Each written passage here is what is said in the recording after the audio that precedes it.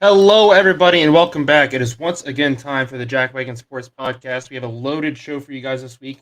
We're going to talk a little NHL, NFL, and a little golf as well. Introduce you to our fantasy league, and we have a top five for you guys this week. As on top of all that, so it's going to be a great show. We're excited to get into it.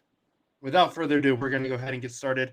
Starting off in the NHL, like we just talked about, we just passed the halfway mark last week. We're a little bit past the 41 games. That'll get you halfway to 82.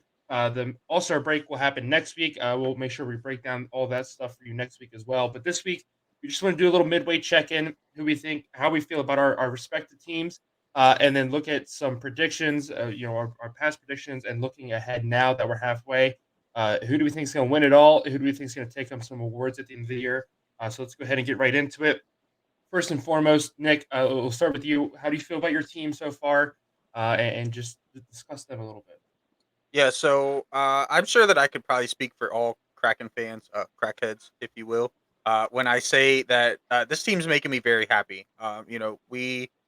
It's the second year of the franchise, so I came into this with, I feel like I had high expectations, all things considered. I seen us as a possible playoff team.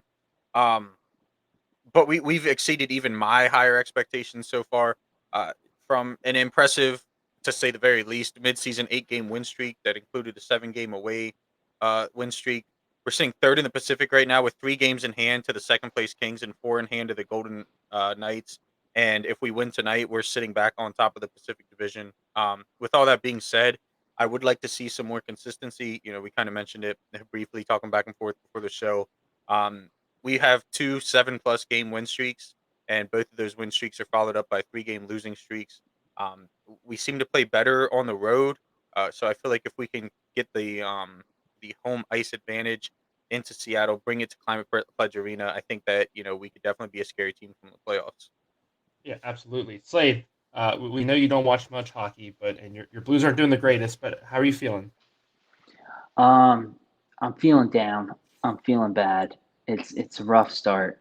Um, I think I got to get the jersey ordered. I think that that'll help turn things around for the Yep. team. Just a little bit of money influx to the team and their economy going on there. I don't know. I don't know what's going to happen, but I think that they definitely need to turn things around if they have any plans of making a push into the playoffs at some point. Yeah. I'm still sticking with my guns that you should have just picked Dallas as your favorite team. As far as the Penguins go, I have a love hate relationship with this team. It's been determined I can't watch their hockey games anymore. Anytime I do, they go down 2 goals and then they storm back. And last night they won. I thought they were going to lose in overtime. It's just very frustrating. I'm not happy with our front office right now. There's a lot of rumors going around. Hextall is going to be gone after the season. Apparently, his job was in jeopardy, right around the midway point. And then we put 2 wins together, and the team's like, "Oh, it's okay." I don't think it's okay. Our defense is absolutely dog shit. Brian Dumoulin is like the biggest pylon I've ever seen on the ice, and then we have Jeff Carter, who finally played a really good game last night. And it was awesome to see. When he plays good, he is really, really good. The problem is that's the first time he's played well since like December. So it's not fun to watch. Our offense can go from scoring 6, 7 goals a night to scoring one or even three a week, and it's really frustrating. There's just no consistency there. We can't keep our goaltender healthy. Jari came back, and then all of a sudden last night, right before warm up started, oh, Jari's out for the game, and then nobody knew why. And now we find out today he's going to be out until the All Star break, or after the All Star break, I should say. So it's very frustrating. We got Letang back last night, and that was a huge boost to the team. We saw how they rallied around him. He scores 2 goals, and that was awesome to see, including the overtime game winner. But yeah, I'm just overall frustrated. But we play Washington here tomorrow. Uh, as this is released Thursday night. So it's always fun to play your rival. So I'm excited to watch that game. Um, I see us. I hope we can still make the playoffs. There's been times where I questioned if we're going to even make the playoffs. I think Pittsburgh, we make the playoffs, but I think we lose first round. I think that's where we're headed to this year. And then we'll see what changes are made after the offseason. If we get a new GM, if they're finally going to fucking invest in defense, I would be more than happy to see that. But we shall wait and see. Let's go ahead. Let's do some updated predictions. I don't think anybody has anything to say about how, or contrary to say about how good Boston has been. Only 9 total losses on the season so far. Just absolutely ridiculous. They're the fastest team to ever reach 80 points in NHL history. With that aside, who are we picking to win the Eastern, Western Conference, and then your Stanley Cup pick as well? Slade, we'll go to you first. Yeah, so I'm definitely going to go with Boston on this one. Them and Carolina seem to be the two best teams right now, and they had a head-to-head win over Carolina earlier in the season. It was in overtime, but I think they play again this Friday or Saturday. I don't know what the exact date is on that, but they play again. I don't know. I think that Boston's just on a tear this season. It's going to be hard to kind of stop them. I kind of equate their team right now, just based on their record and points and such, to the Golden State Warriors during their second run of their team. And then, like you had said, unfortunately, the team I did not pick, Dallas Stars, just tearing it up on the other side. Them, Vegas, and the Winnipeg Jets all seem very good, but I think that it's going to come back to bite me, and I think it's going to end up being Dallas versus Boston. Nick, your thoughts, your pick. Yeah, so at this point in the season, I don't think that anybody could feel comfortable saying anybody other than Boston representing the East in the finals. And to me, as someone whose team is in the West, who watches the West the most, it's really a tight race. I think Vegas could be up there. Obviously, they're sitting up top right now. The Jets are another team to watch out for. And obviously Seattle, like I said, sitting up there in the top three. I think any of those three teams could honestly represent um, the Western Conference in the finals. As far as if I'm making a pick, I guess since I think all three are close enough, I'm just going to go ahead and go with my team. Seems like the right thing to do. But again, I'd like to see some more consistency before I can really put my stamp on that. But we have seen Vegas. Vegas hopped out on top of the Western Conference early, and we thought that they were going kind of going to stick with Boston.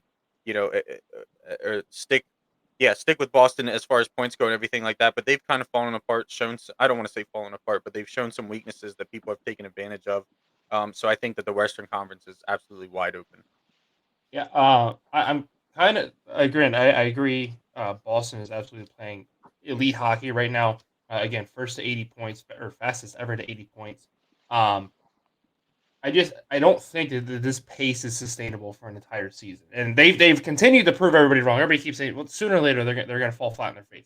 I'm not saying that they're just gonna completely crumble and fall apart and then end up missing the playoffs or anything like that. I think the race in the East does tighten up as the season goes on here. Uh, I mean, if they manage to dodge the injury bullet and they can completely stay healthy the rest of the season, maybe that doesn't happen. But being a hockey fan for as long as I have, it always happens. It doesn't matter, and it might be somebody minuscule that doesn't really matter to the team. Okay, then they're going to be fine. I think this year's playoffs are going to be absolutely insane. You have this red hot Boston team coming in, but you also have all these other teams fighting tooth and nail to stay out of the wild card.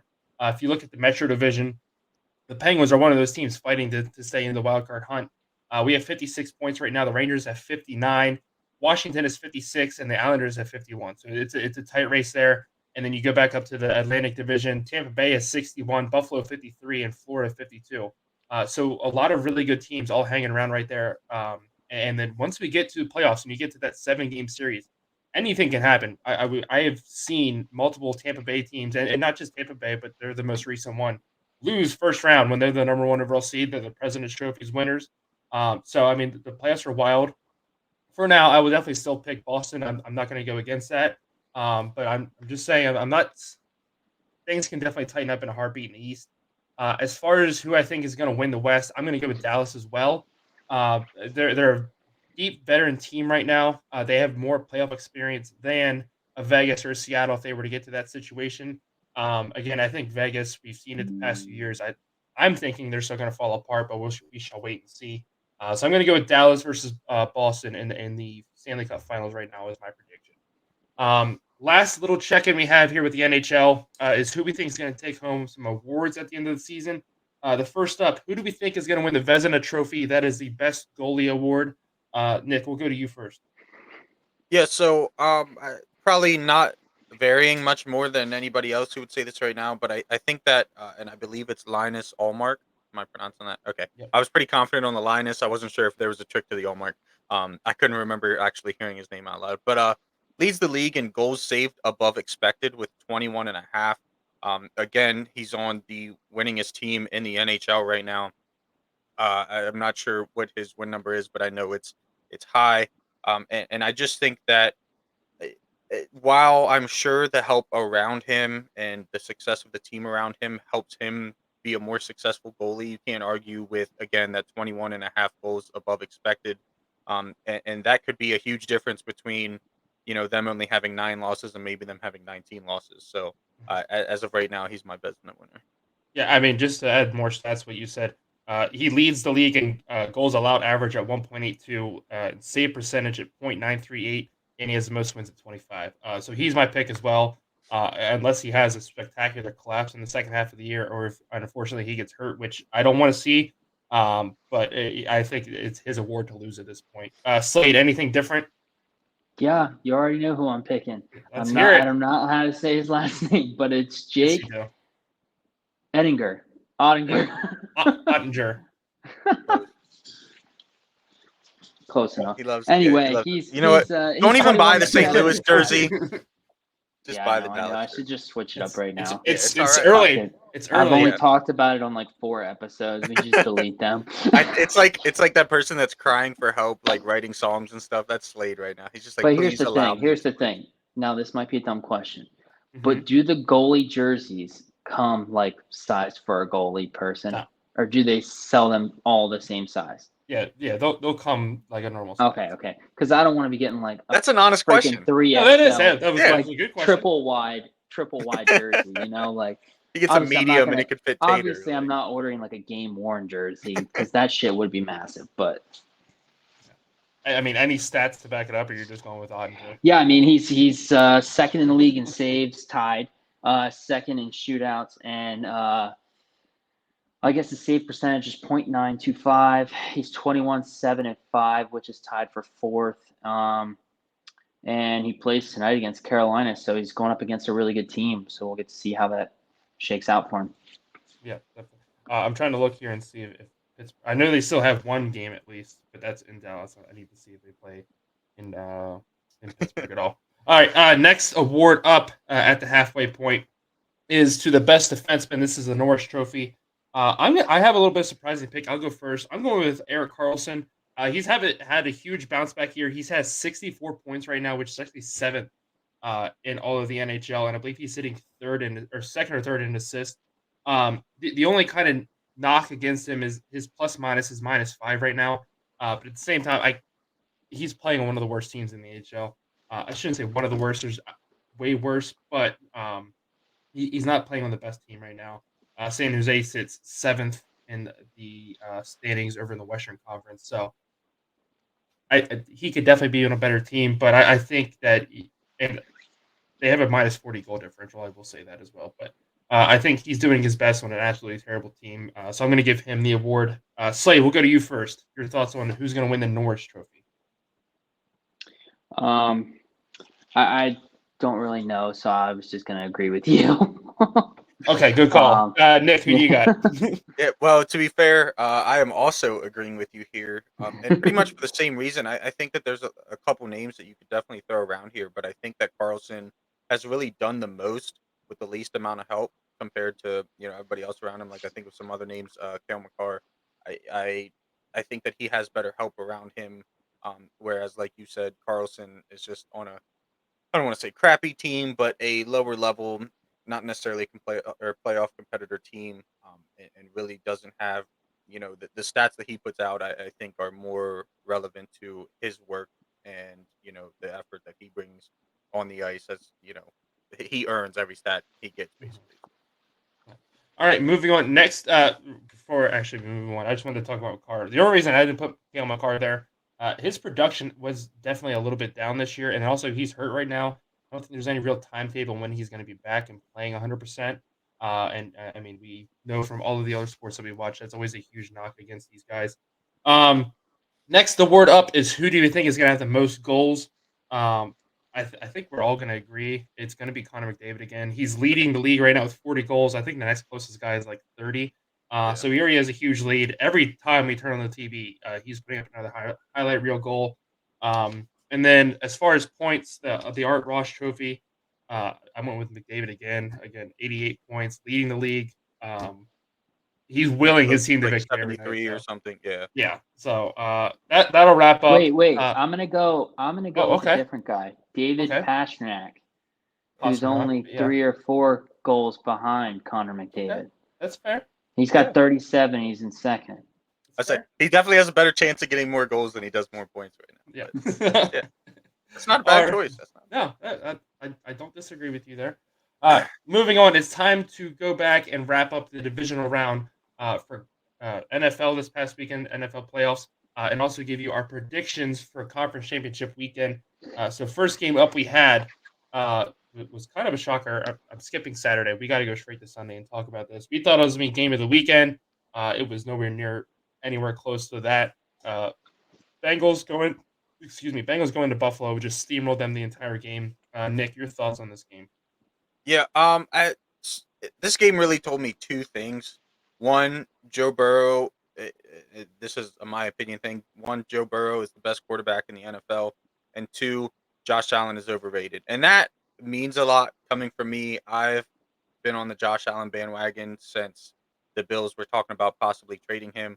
Um, but it's come up in the last what 3 4 years now. 3 years the Bills have a team that everybody thinks could make it to the Super Bowl, and whether it's in the conference championship or the divisional round, whatever it may be, they just fall short. And well, I don't necessarily think that all of that is on Allen. I think they could have a better run game. It just to me it looks a lot like the Chargers situation. We keep seeing these teams that have a lot of high hopes and a lot of aspirations for their seasons, and they just don't quite reach them. And whether it's again, whether it's on the Bills, whether it's on Allen, whether it's on whoever, quite simply they got outmatched. I mean, the final score itself seemed a lot closer than what the game was. If you watch that game, especially that first half, it to me it looked like a 45-0 game. The Bills were lucky to even be sniffing, a possible win come the end of that game. So yeah, that's my thoughts on it. Slade, any thoughts from you? Yeah, so I think that since he beat the Bills handedly, like you had said, and it just showed that, like Nick said, Burrow is definitely better than Josh Allen. I mean, I think was it 2 years ago when Allen was hurt, when he had knee injury, or is that three? Might have been three. Three, I think. But I feel like that was the season that they were talking about how it was Josh Allen and Patrick Mahomes were going to be the two great young quarterbacks coming up and everything. And Burrow was kind of left out of the conversation at that time. I think mostly because he wasn't able to play at the time and was injured. Oh, But do you mean Burrow's injury was 2 years ago? okay, that's what I Oh thought. yeah, But yeah, what did I say, Allen? Yeah, you said yeah. Allen. I was like, wait, you already. Sorry. That's okay. Anyway, You're forgiven. I'm pretty sure I didn't even pick up yeah, on him saying Allen just either. to see that Allen. I mean, I think that they said he has like the highest turnover rate or tied because he has the same amount of interceptions for the season as Dak Prescott, which doesn't say much because Prescott sucks, which I'll talk about during that game. But yeah, I just think that it was tough to see, and then the Diggs issue, not getting the ball, and then it was just awkward to watch the interview of Josh Allen afterwards, where they asked him about the interaction with Diggs, kind of like putting his arms up and just staring at him on the sidelines, and he had just said that Diggs is upset that he didn't get the ball and that they should have got him the ball more. And it's like, I don't know what you're waiting for. Like, Right. if Especially you're gonna like throw interceptions, you might as well be throwing them while you're throwing Diggs. Like, yeah, Yeah. at least give him a chance.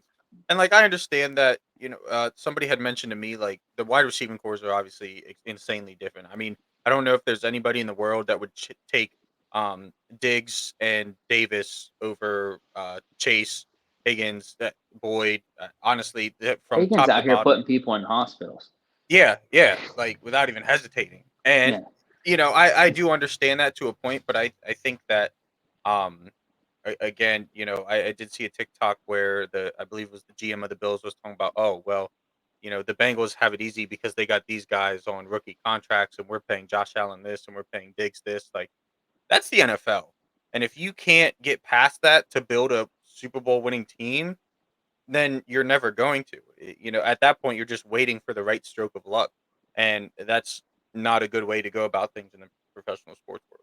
Wait. Repeat that part again. Sorry, because I think that I remember seeing the same thing. Yeah, I believe I'd seen it on TikTok. I think it was the GM of the Bills, but somebody had asked him about basically the wide receiver groups, and he said, "Oh well, they have Burrow on a rookie deal and they have Chase on a rookie deal, and we're paying Allen, this much, a whole boatload, and paying Diggs a whole boatload." So that same thing was said by Micah Parsons, and it was a dig at Dak Prescott making $33 million or whatever it Yeah, is, because he had said that the four teams in the Final Four here in the conference championships have quarterbacks on their rookie contracts, and that they're able to push their money elsewhere on the team to get wide receivers, linemen, defensive ends, stuff like that. Whereas he's he's on a team where the quarterback's being paid $33 million. I yeah, mean, but the Chiefs, I mean, other than Mahomes, obviously, because Mahomes is on his $500 million deal. Yeah. Here's my thoughts on that game real quick. Again, I do agree Josh Allen is a little bit overrated. A lot of people made him out to be the second coming of Jesus. He has the potential to be one of the best quarterbacks in the NFL. We saw it this year. The first few games, he was really showing that potential. And then he started to play hero ball. And we saw multiple quarterbacks do that this year. Aaron Rodgers did it especially as well. And Buffalo got away with it because they could handle it in their division. They were beating all their divisional opponents. Miami really fell apart when Tua got hurt, and they had no consistency at quarterback. And Josh Allen was going out there and just doing whatever he wanted to win these games. He was turning the ball over a lot, but they were able to still win games, and there was nothing wrong with it until they got to the playoffs. Miami hung around when they shouldn't have, and then he made a lot of costly turnovers.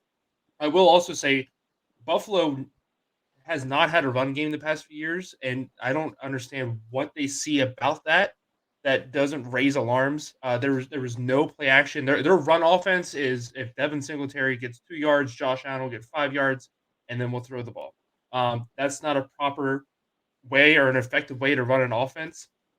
I would say that's definitely a huge issue. You made the joke on Sunday about they need a young safety. But in all honesty, their secondary is horrible. yeah. Jordan Poyer is super overrated in my eyes. They don't really have any good cornerbacks. So I would invest heavily in the secondary this year. There's going to be a lot of really good running backs in the free agency market.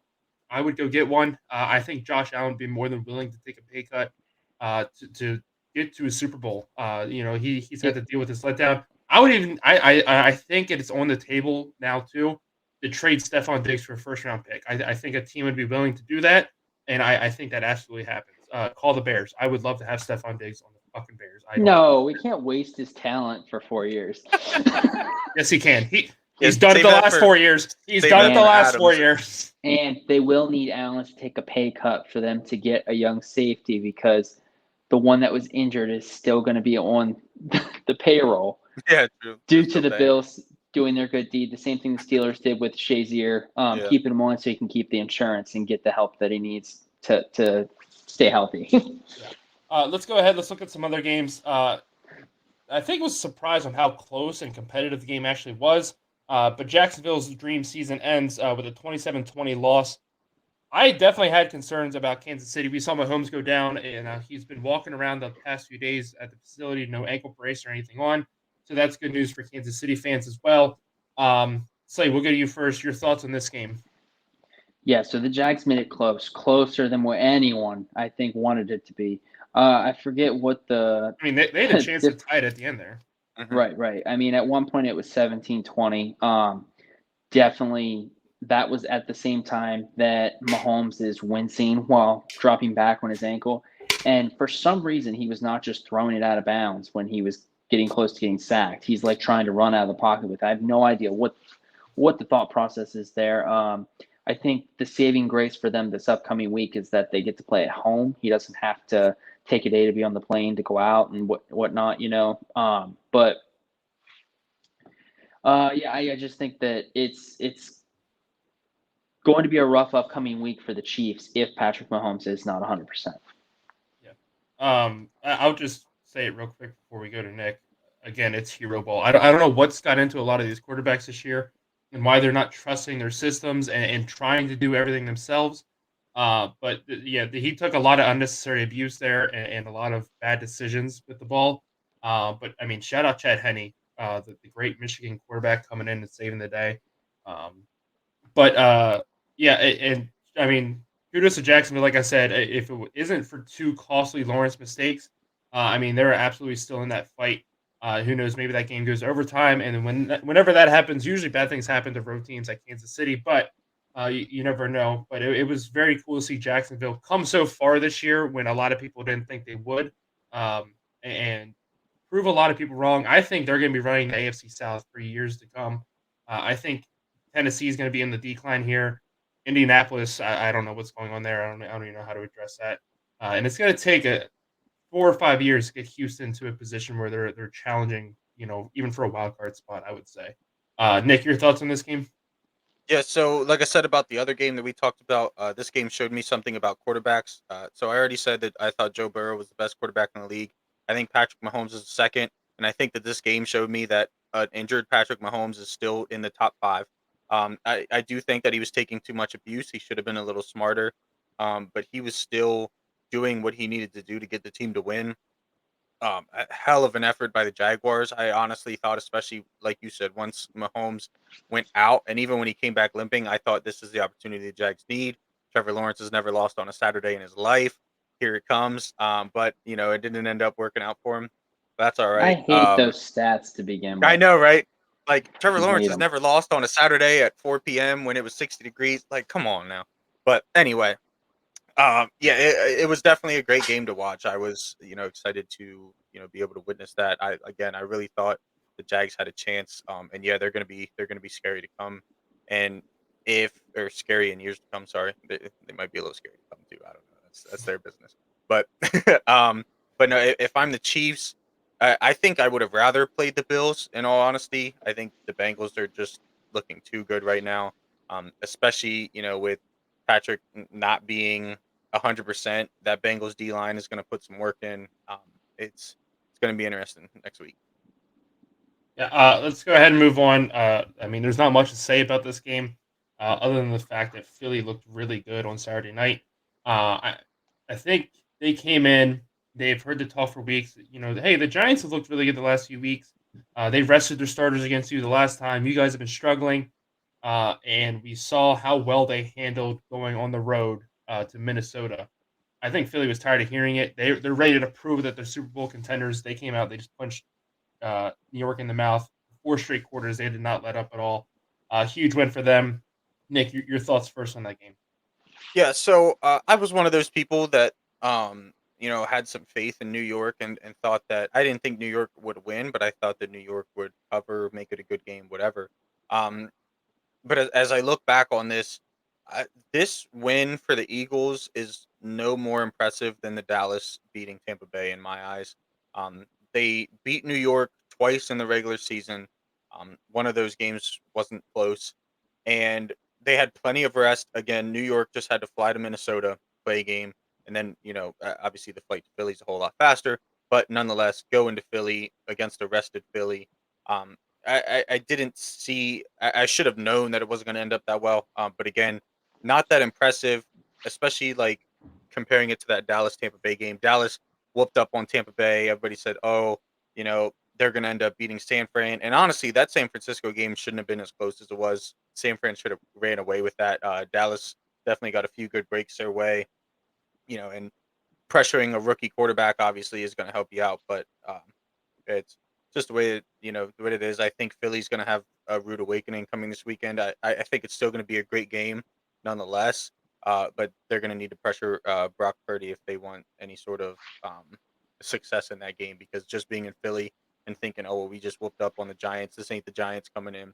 This ain't Daniel Jones and Saquon Barkley and Darius fucking Slayton. This is Brock Purdy, Mr. Irrelevant, George Kittle, Brandon Ayuk, Debo Samuel, CMC, and that's just on the offensive side. So they better be coming in with respect. Yeah, Clifford. that, A little that bit. that Philly game, Nick and I turned off at halftime. It was Yeah. it was that bad. We knew it wasn't going to get any better. Slade, your thoughts? Yeah, so I mean, the Eagles showed that they were the top dog.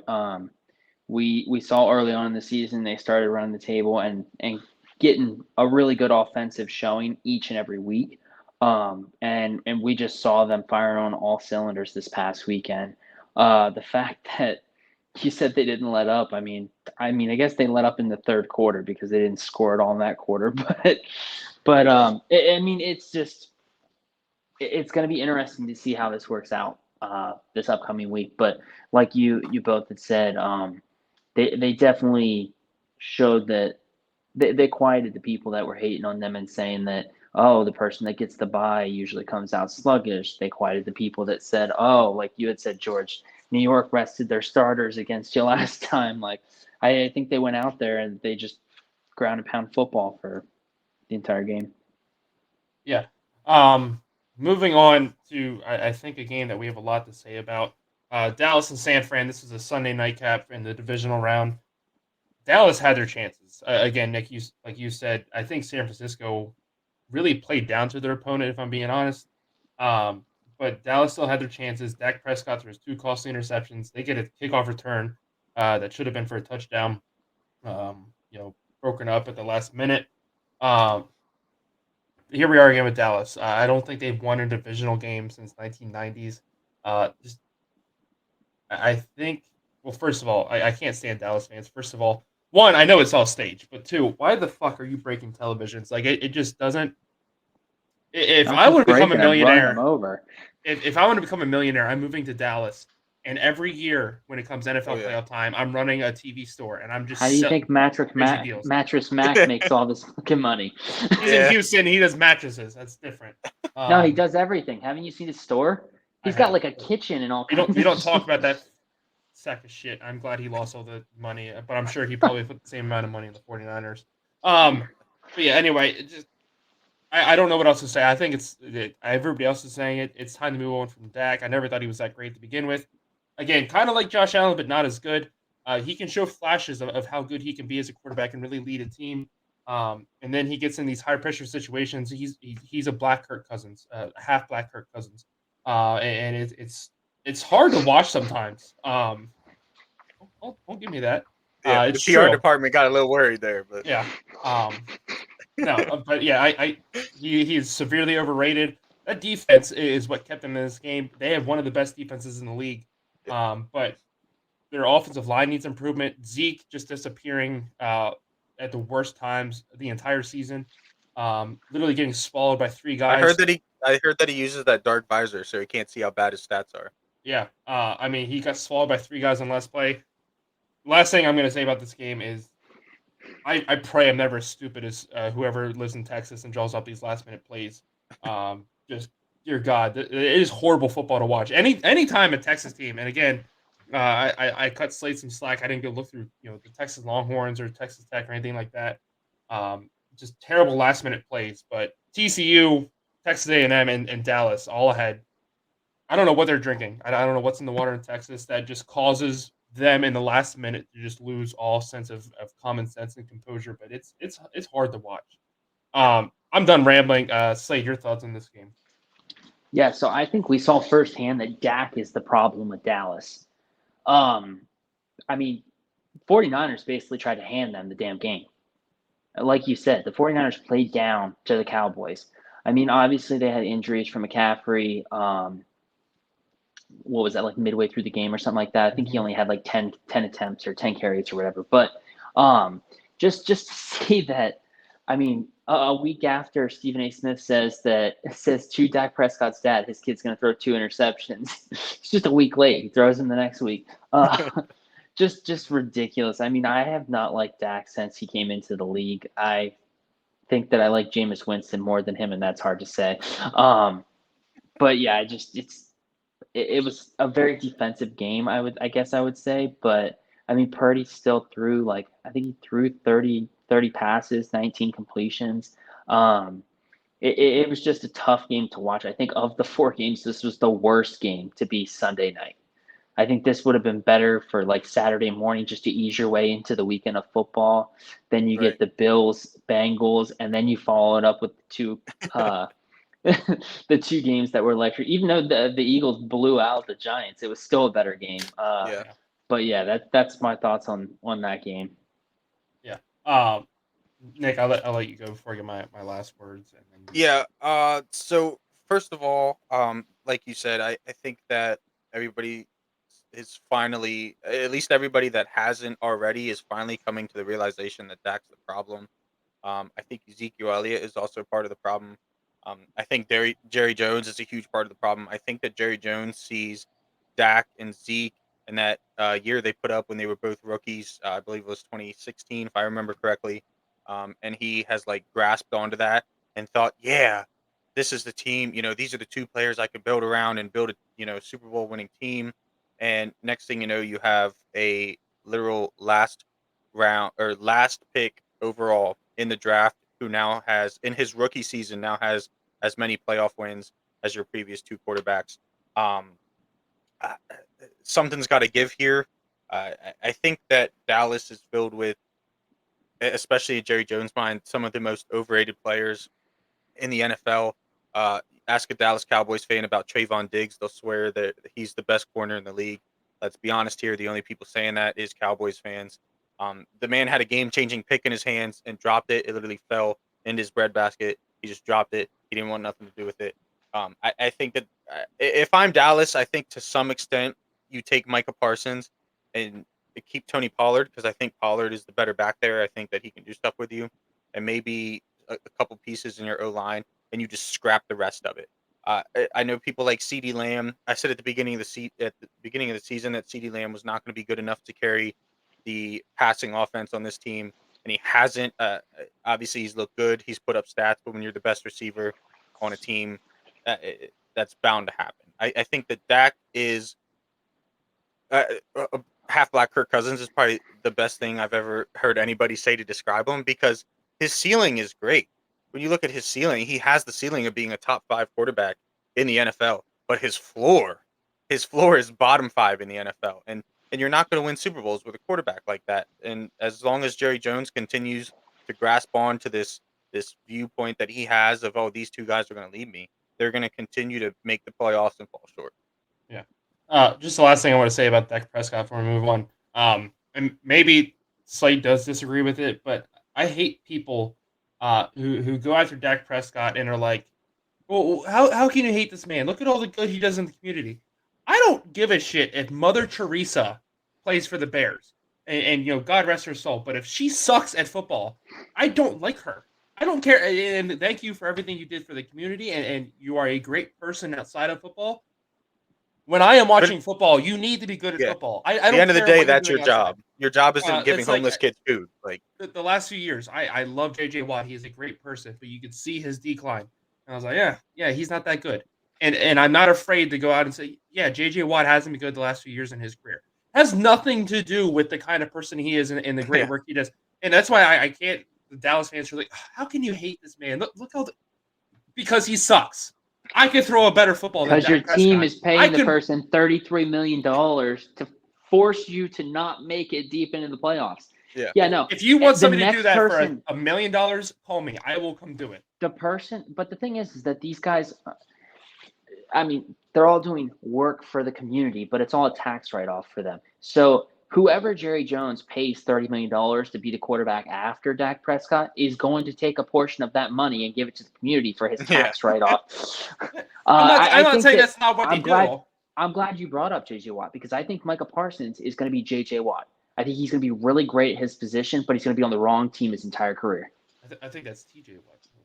But yeah, no, again, like you said, maybe it is for the tax write off, but hey, at least they're doing something good for a tax write off. I mean, there's worse things to do for tax write offs. Looking at you, Fortune 500 companies. Before we move on to golf, your picks for this weekend, Nick, we already know you're going with the 49ers. Who's your AFC pick? Bengals. Got the All right. Bengals. Slade, who do you got? Yeah, so I kind of had some stuff written down here. I Ooh, picked the Eagles. love it. Sorry. Slade's finally Sorry. prepared. I picked the Eagles because Debo Samuels, and then both running backs, Mitchell and McCaffrey, sat out of practice today. Both the running backs haven't practiced at all this week. Samuel sat out of practice today. He did put his jersey on to answer like media questions and stuff like that. But the fact that three Because of we were their going to best, forget who he was.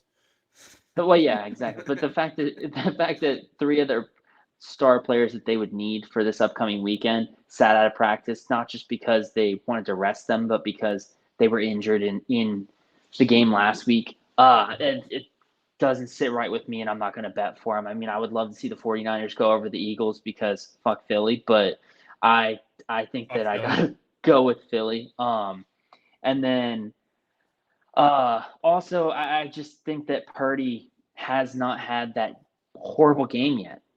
So I think that we have to see it at some point, and it's either this weekend or the Super Bowl. So I'm saying it's this weekend.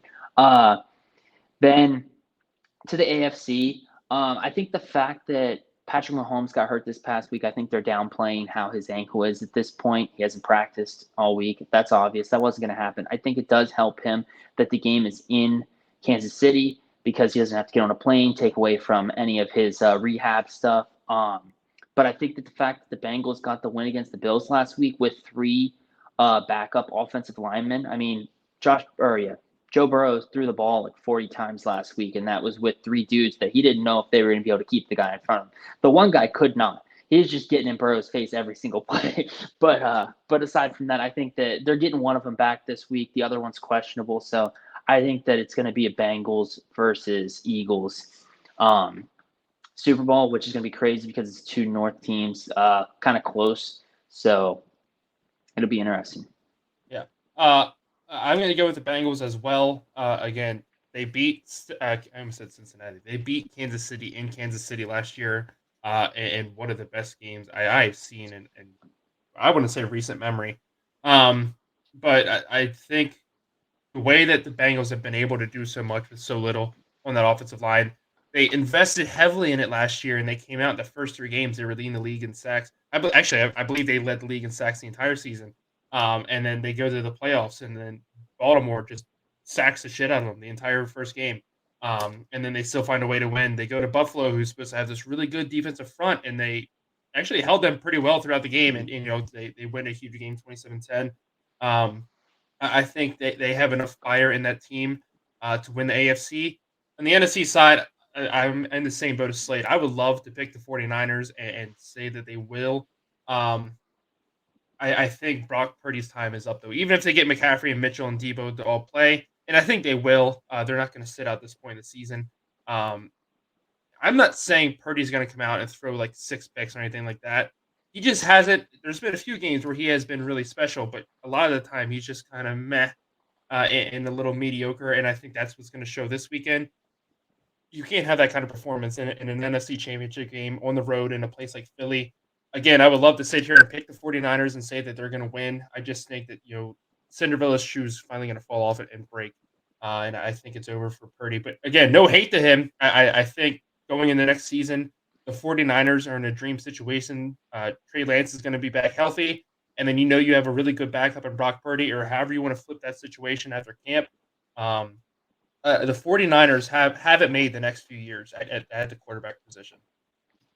Quick thing. The another reason why I think that Purdy is just this week is going to be really rough for him is because of both running. If it was just one running back that had the slight injury, even if it's just like a quad bruise or something like that, I would be like, okay, you know what? But the fact that both of them had an injury to where they need to sit out a couple of practices this week, they're going to have to lean on Purdy more than what they want to. I mean, this past week they said Kyle Shanahan said, we've rode with Purdy here these last couple of weeks, let him pass the ball when we didn't necessarily need to, but this week we're just going to run the ball, and that's what they did this past week was basically just run the ball. I mean, he had 19 completions, so but they did it at a cost, and both running backs got hurt, so I think they're going to have to heavily lean on him this week, and I mean, I hope for him that it comes up good, but I hope for my bet it doesn't.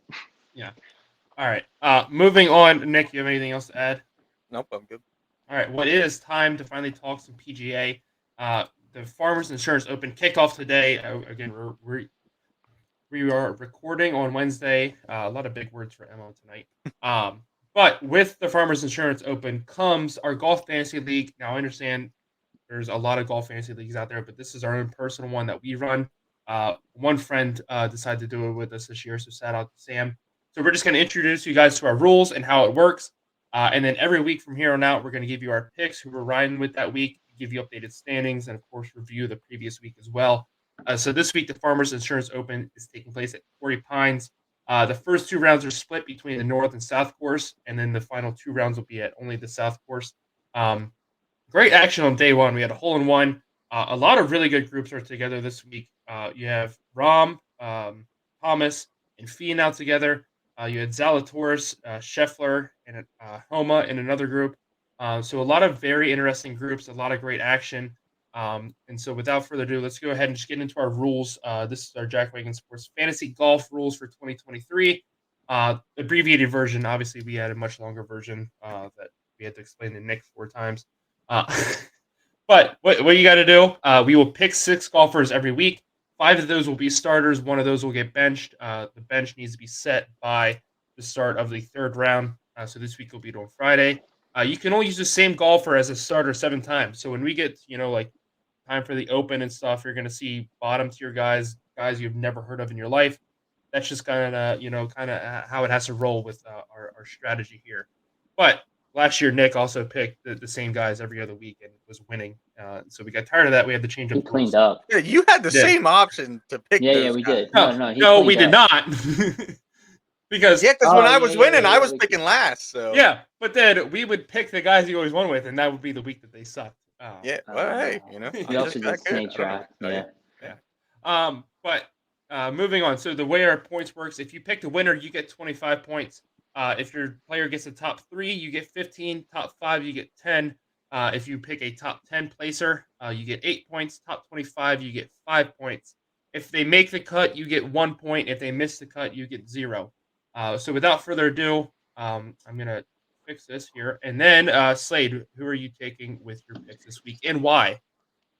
Yeah, so I'm trying to start out the year kind of light. I don't want to use up all my big picks early. I think that they're going to kind of turn it on mid-season, and then some of them right at the end of the season. Um, I started off with yeah, I'll go off of your list. Jason Day. He had a good day here to start. I definitely didn't think he was going to be at -4. That's what he ended up at today, which puts him at tied for 19th. Luke List, last year's winner, started the day out 5 under, tied for 12th, I think. Yeah. Which was a good start for him because a lot of times someone that's not like a John Rahm, Colin Morikawa, someone like that that's competing at the tournament they won the year before, a lot of times they have a hard time even making the cut. I mean, it was a one-off type thing a lot of times, but he had a good start to today. Then I have Sahith Theegala, who is my best performing golfer right now at 6 under, tied for 5th. He a little bit of an outlier. I kind of picked him just based on his face. He has a nice unibrow on his PGA profile picture, so that's why I went with him. Davis Thompson. I'm not quite sure if he's the one that took second last week or if he just has the same last name. There was 2 people with Thompson. I fear it was a 50-50 shot. I went with him. He did not have a great start to the day, but he ended decent. He's 1 under at tied for 71st. And then I went with Xander Schauffele. I think that we all went with Xander in this, which he had an okay day. He went even, but he's one of our lower performing, I'm assuming, for all of us. And then had to go with, oh, really? Yeah, Oh, okay. we'll talk about it. Yeah, he's not my lowest, but he's Oh, there. He's and competing. then Ricky Fowler, who nobody else would have picked. I don't think anyone will pick him the entire season, but he is going to be my bench player for a lot of the season because he's going to have to turn on here at some point. He's going to start the week, go into the weekend 8 under, and he's going to turn it on, and so I'm going to be there to swipe up those points. Hey, I'm here for it. I would love to see that. Nick, let's go ahead and let's get into your picks. Yeah, so I don't have them in the same order here. Actually, it's probably pretty close. So up first, I got John Rahm again. We're doing this show Wednesday night. I wrote these notes Tuesday night, so some of them, especially this one, is going to sound stupid. But Rahm has been on a heater lately, and so I'm trying to get while the getting's good. He currently is my lowest rated player right now. He's tied for like I don't know 119 or something stupid like that. My second lowest player is Xander Schauffele. He is great at Torrey Pines. He has 2 top 10s. He had 2 top 10s there last year. He tied for third last week, and just overall has a great chance to win. Again, I wrote these notes early. Um, I have Colin Morikawa. We talked about his showing at the Century before collapsing on that Sunday. He did not have a bogey in that weekend until the 14th hole on Sunday. So a good weekend other than the collapse there. I think he has a good chance this weekend. He's playing great so far. Or playing good so far.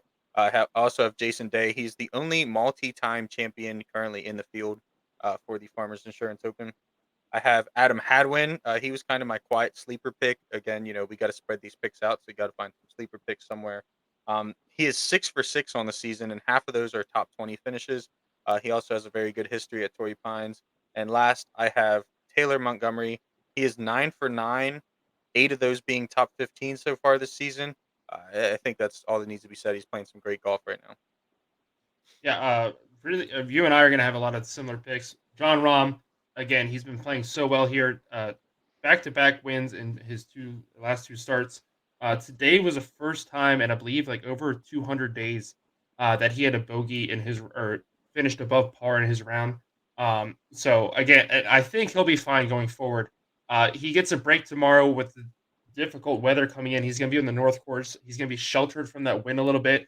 And we saw today how easy that course is playing.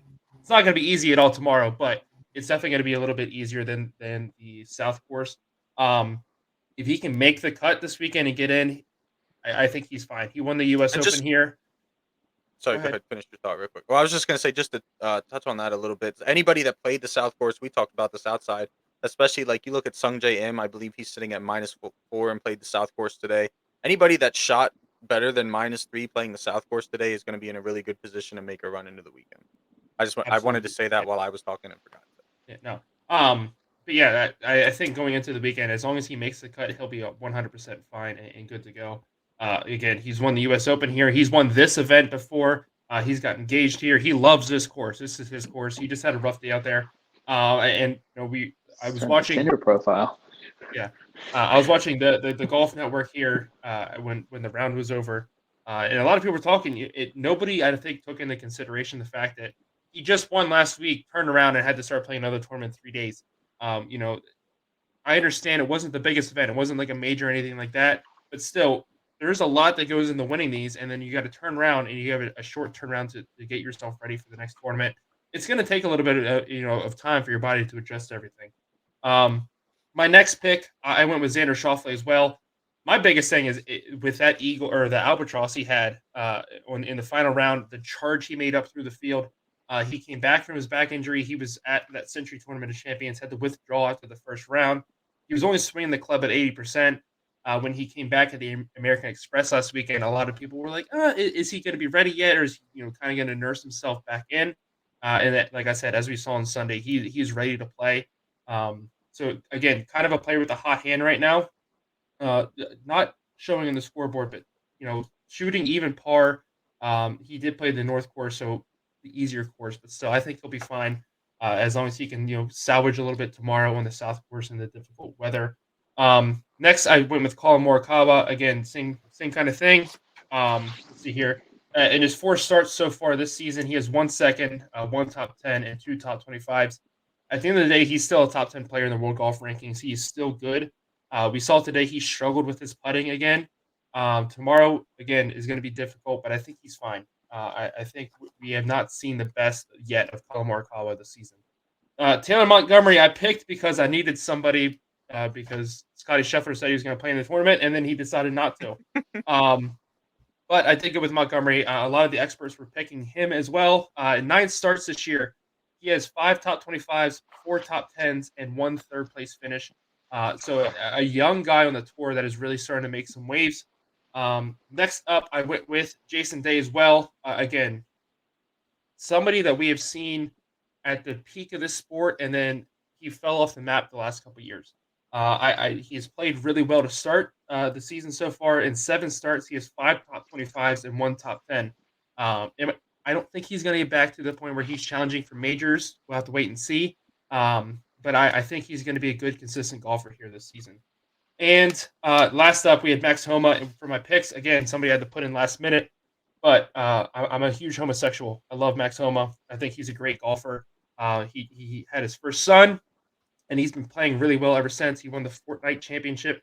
I think that's not how you say it, but that's how I'm pronouncing it. I don't really care. I think it's more than that, but you know what? Yeah, I think so. I was so confused the first 2. I was like, is this man's side career playing video games? No. In 4 starts this year, he has 1 win, 1 third place top 3 finish, and 2 top 10 finishes. So again, um, I think we're in for a Max Homa huge year. Uh, I said earlier my predictions. I think he's going to be competing at majors this year. I'm excited for the youth revolution, so to say, inside of the PGA. I think is going to happen this year. So that will do it for our PGA wrap up this week. We're going to move on. Our final topic. We have a top 5 for you guys this week. Top 5 coaches in the NFL with the most punchable faces. This came about Saturday watching the game. I'll go over my top 5 first here. This has nothing to do. Some of them it kind of does. Nothing to do with their coaching style per se. I think a lot of these guys are really good coaches. My number one, again, nothing against him as a coach. Nothing against his personality that you see on TV. I'll explain it here in a minute. Number 5, I put Kyle Shanahan. Just I think he looks doofy, like really dumb. Honestly, if you showed me his picture, I would say he's autistic. But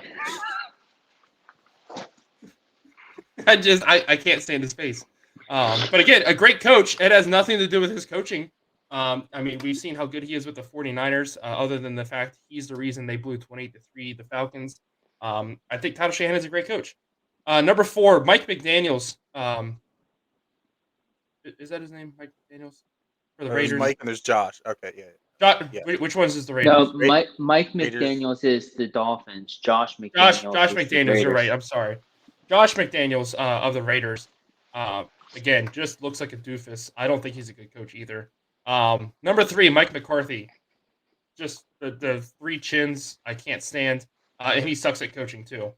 Number 2, Matt LaFleur, overrated as a coach. Again, whenever they pan to his face, especially Sunday Night Football does it like the worst times.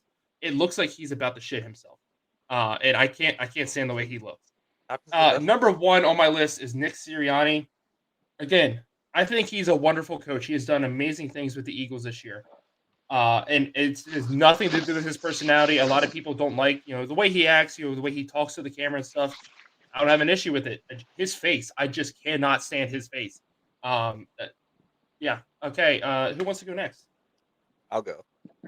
So, at number 5, I have Andy Reid. I get it. Andy Reid's a great guy. He's a nice guy. Loves cheeseburgers, whatever. I Looks think like it's a the walrus. mustache. Yeah, I Looks think like it's a the walrus, mustache, yeah. to be honest, which would definitely fall in the walrus line. Yeah. Number 4, I have Cliff Kingsbury.